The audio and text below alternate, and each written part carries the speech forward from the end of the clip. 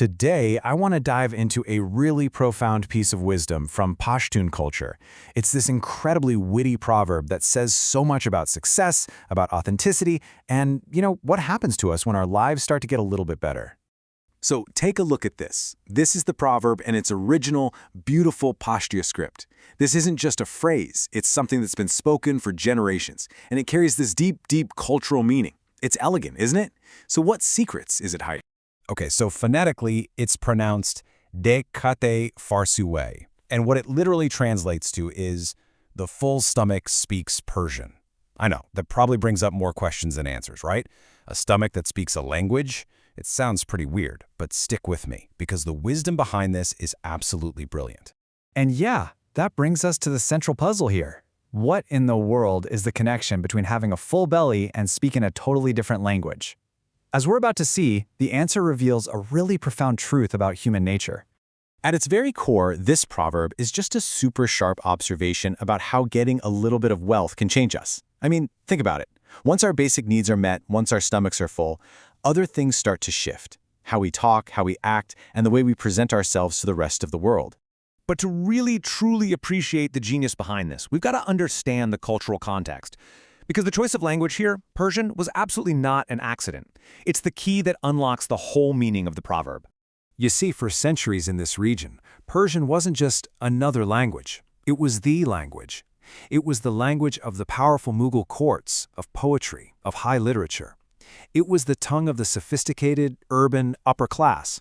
So if you spoke Persian, you were signaling to everybody that you had well and truly arrived. So this sets up this amazing contrast.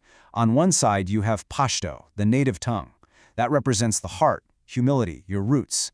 And on the other side, you've got Persian, which represents the full stomach, status, and all the affectations of someone who's newly successful. And that's the core tension right there. Authenticity versus pretension. And this is where the wit just shines. The proverb isn't angry about it. It's kind of gently mocking. It suggests that all these new, sophisticated airs, they're not a sign of some deep change in who you are. No, they're just a byproduct of a full stomach. The cause and effect is that simple. Comfort can sometimes breed pretension. There's no better way to understand a proverb than through a good story. So let's get into a classic tale that really brings this whole thing to life. The story of a merchant who maybe forgot where he came from. Our story starts with a merchant from the Khyber region. A guy who had absolutely nothing. He was selling dried fruits, his Pashto was rough, his clothes were simple, and his bed was just the floor of his tiny little shop. He was humble, really because he had to be. But this guy was incredibly hardworking. Over 2 decades, his tiny shop grew into a massive trading empire, and when he finally returned home, he was completely transformed. We're talking a grand house, fine silk clothes. He carried himself with this totally new air of importance. And here's the crucial detail. He started speaking Persian to his staff, and, even more telling, he would actually correct the Pashto grammar of his old childhood friends. He wasn't just successful anymore, he was performing his success for everyone to see. Well, one day, an old friend came to visit. After listening to the merchant's flowery Persian, the friend just smiled and said in their shared Pashto, "Brother, I remember when you were hungry. Now your stomach is full, and your stomach speaks Persian, but your heart still speaks Pashto. And I'm here for your heart, not your stomach." And in that one moment, the merchant's whole facade just crumbled. He let out this deep, genuine laugh, the laugh of the boy he used to be. The pretense just vanished. He dismissed the servants, poured the tea himself, and spent the rest of the afternoon just talking in the language of his heart. The Persian was gone.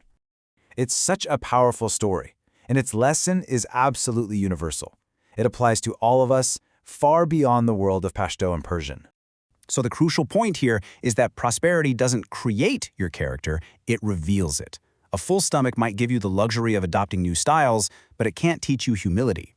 This proverb is this timeless warning against choosing style over substance, reminding us that the person you were when you were struggling, that's probably the person you truly are. Ultimately, this piece of ancient wisdom is just a beautiful reminder to stay grounded, to listen to the language of our own heart, our authentic self, and not just the loud, pretentious language of a full stomach. And that really leaves us with a final question to think about. We all have moments of success, right? Those moments when our own stomachs are full. So in those times, what language do you speak? What does your full stomach say about you?